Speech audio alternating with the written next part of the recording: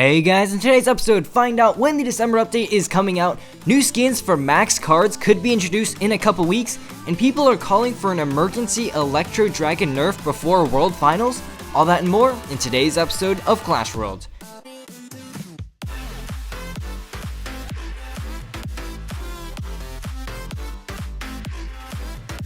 Hey guys, it's right here, and welcome back to another episode of Clash Worlds. In this weekly show, we take a look at the most recent announcements from the Clash Royale team, the hottest topics in CR Esports, as well as what's going on in the community. Then, we'll finish off the episode by breaking down the meta and featuring my off-meta deck of the week. If you're enjoying Clash Worlds, then please leave a like, subscribe, and hit that bell to get notified of every video that comes out. Also, go and check me out on Twitter. I'm pretty active on there, so link will be in the description. And with that out of the way, let's get right into the first section, New in the Arena.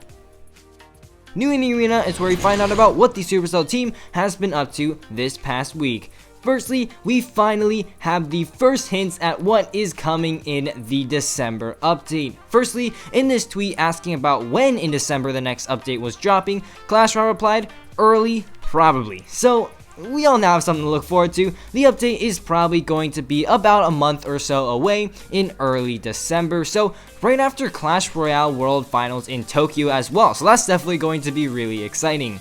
Now, do we have any hints on what's coming this update? Well, maybe. A few days ago, Ben Brode tweeted out, "Oh yeah, just be Clash Royale," at which Clash Royale replied, "For now, if only there was some way to make them golden." And in another tweet about emoji hints about the next update, Clash Royale replied with a golden medal. So let's start and logic this out. Ben Brode was the former game director of Hearthstone, and in Hearthstone there are golden cards. Now, these golden cards are basically just special versions of normal existing cards, and the only difference? A different skin and a different animation. So could this be what is coming in Clash Royale? My take is that perhaps in the December update, maxed cards could have some sort of different skin or some sort of new animation, just like golden cards in Hearthstone. Plus, Brode's tweet was all about his maxed cards, so this could very well be one of the features that is coming in the December update. Let me know what you guys think about this feature in the comment section below. Also, could the beginnings of a new card be confirmed by the Rumham? Let's take a look at a few tweets. Starting off, B-Rad tweeted out this. Electro Dragon is the new Inferno Dragon. Inferno Dragon was the new Mega Minion. We have 3 spell-resistant air cards that dominate the support troop meta. Why don't we have beefy ground cards that hit air? To which the Rumham replied, "This is a good idea and something I can start to prototype tomorrow." Ooh, interesting. We haven't really had a beefy air DPSing troop release at all recently, and I think this could really fill a currently empty niche in the game. Next up, Clash Royale recently released a new TV Royale episode called How We Balance Cards, where they, as said in the title, go quite in depth about exactly what kind of metagame that the Balance team is looking for, and how the Balance team approaches choosing which cards to change in each balance. Let's go ahead and just quickly summarize their points. Basically, healthy cards should be around a 9% use rate and a 45 to 55% win rate. In addition, they want to make sure each card is at least somewhat viable, that the meta has as much deck variety as possible, and also to avoid single decks that dominate the meta. If you want to check out this video, link will of course be in the description. And that's going to do it for New in the Arena. It's time to check out the Esports update. The Esports Update is a segment where we take a look at the new and rising pro players as well as recent esports competitions. This week, not too much has happened in the esports world. The one thing, however, is that we now have a CRL Latin American champion, Vivokid. I don't really know how to pronounce her name, so I'm really sorry if I am kind of botching that up. But yeah, whatever. Just reporting the news here.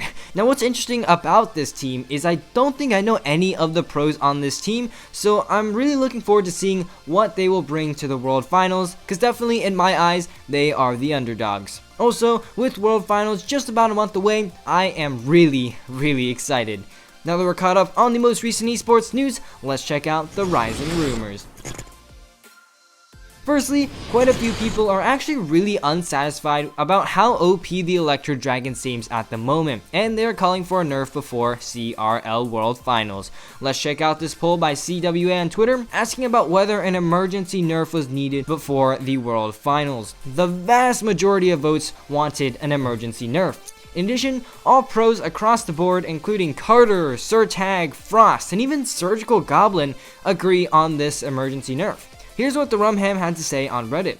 The meta is beginning to adapt as Lightning has nearly doubled in usage in grand challenges and its win rate trended up to the mid 50s. Ideally, we can see how good the edrag is when the meta begins to adapt to it and more players get their hands on it before making a decision. I completely agree with the statement. I think the balance team should wait about a week, see how the edrag is doing in this meta, and then go ahead and nerf accordingly. I mean, if you're staying with the logic of not buffing cards such as recruits and freeze until after World Finals, why not just give the meta one last tiny fine tuning as well? It can't hurt, can it? So be sure to let me know if you guys want an emergency edrag nerf in the comment section below. Now that we've covered the trending topics in the community, let's go ahead and break down the meta. Oh my god, is the Electro Dragon currently absolutely dominant. I mean, first off, this is a 5 elixir support card and it has a 42% use rate. I mean, just take a look at the top Grand Challenge decks. Electro Dragon is literally in almost every single one of them. So want a good deck for this meta? Well, just put the edrag in it, and I think you'll be just fine. Anyways, on a more serious note, 3 Musketeers, Control, and Beatdown are probably the top 3 archetypes for this week, and Miner's also pretty high up there, and the Hog Rider is actually making somewhat of a comeback after Royal Hog usage completely plummeted after the balances. So that's the current meta for you guys. Now let's check out the off-meta deck of the week. That's right, in each Clash Royale episode, I'm going to be featuring one off-meta deck that works in the current meta. This week, we've got a Giant Skeleton Bait Control Hybrid deck submitted by Killer Duck.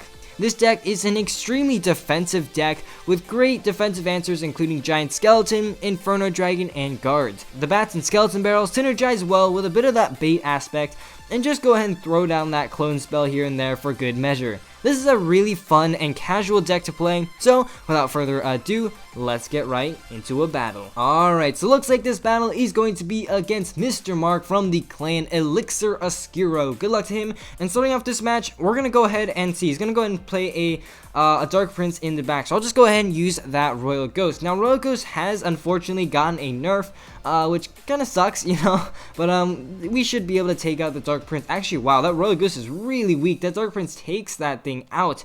Anyways, here we sent in that Skeleton Barrel, and that Electro Dragon will go ahead and finish that off. So we're just going to go in with some guards in the back, and then here we're just going to go ahead and use a Bats and a Zap combination to go ahead and take out those that Battle Ram, and also use a Royal Ghost just to finish off everything else. So there we go, guys. That Royal Ghost will go ahead and finish off that edrag, and he's going to go ahead and follow up with some minions on defense, followed up by another Dark Prince. So here, I'm just going to go ahead and shove a Giant Skeleton right up in this guy's face. We're going to be able to take out absolutely everything because that Giant Skeleton's bomb is just super duper clutch, and also that Dark Goblin will get blown up by that Giant Skeleton bomb as well. So that's really nice, and here we're just going to go ahead, go in again offensively with a Skeleton Barrel, followed by some guards, see exactly what counters this guy has. Let's actually go with some Bats as well. Maybe he's going to play an E-Wiz or something. So, oh wow, really big connection right there. Unfortunately, he does have an E-Wiz right there. That's going to go ahead and take out everything, but we've taken that tower down to 1886, so definitely still a really good start for us right here as we head into the second half of regular time. And now as we reach 10 elixir,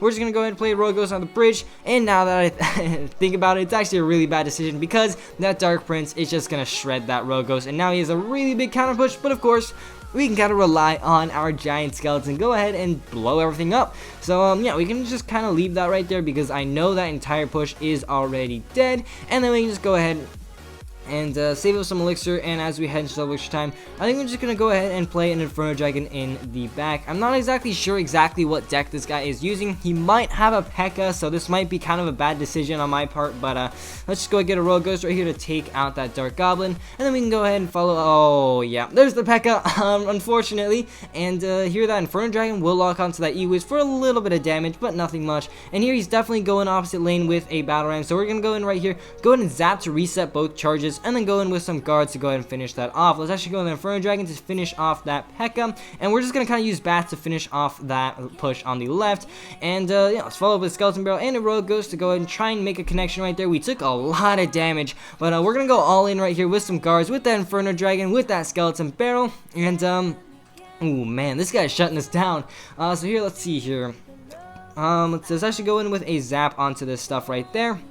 followed up by an Inferno Dragon, which will go ahead and shred that P.E.K.K.A. just because he has no way to reset it. Now he's gonna go in with a really bridge spammy push right there, kind of aggressive, but of course we didn't have that great of an answer. So yeah, Giant Skeleton and Bats should go ahead and finish that off, and now we're just gonna go with a Royal Ghost and a Skeleton Barrel in the right lane right here. Now the Royal Ghost will go ahead and actually finish out the Battle Ram. Actually, it doesn't finish out the Battle Ram. Oh my god, that sucks. So let's just go ahead right here with some guards, which will go ahead and finish that off, and we can go ahead and follow up this push with, let's see, a Giant Skeleton in the back. Just kind of reload, playing it cool. The Dark Prince will take out that Royal Ghost, and then we can just go in with some Bats to take out that Dark Goblin on the right, followed by Royal Ghost and possibly a Zap. Yeah, we're definitely going in with a Zap.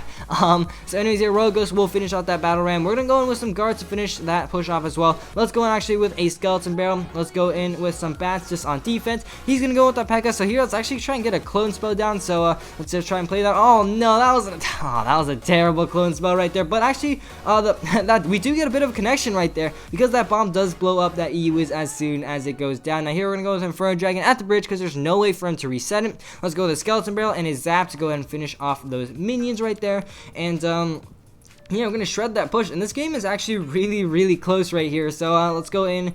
Let's see, let's go with the Royal Ghost right here to take out that Dark Goblin, and then we can go ahead and see exactly what this guy's gonna play. Let's go with some Bats in the back just to cycle. Let's go with a plop a Giant Skeleton at the bridge right in this guy's face, and then go ahead and get a Skeleton Barrel down. My goal kind of is to get that Skeleton Barrel onto the tower. Let's go and get that clone spell down, and look at all these units. He's gonna go with a poison spell, but the Skeletons are actually gonna get quite a few hits on the tower, taking it down to 532, and we have those two gigantic bombs right there, which will go ahead and blow everything up, including that E-Wiz right there. Boom, everything's gone. Let's go in right here with another Giant Skeleton right at the bridge. Let's go with another Skeleton Barrel. We're just kind of rinsing and repeating at this point. Let's go with some Bats right there, which will go ahead and finish off that Battle Ram. Let's go in right here with some guards to go ahead and distract. Skeleton Barrel is going to connect on the tower, and that is going to be tower down. GG right there. That game went so far into overtime, but as you can see, we were able to kind of control this bridge spam type deck and also grab a solid win. Well, there you go, the off-meta deck of the week. I definitely recommend you guys give this deck a try.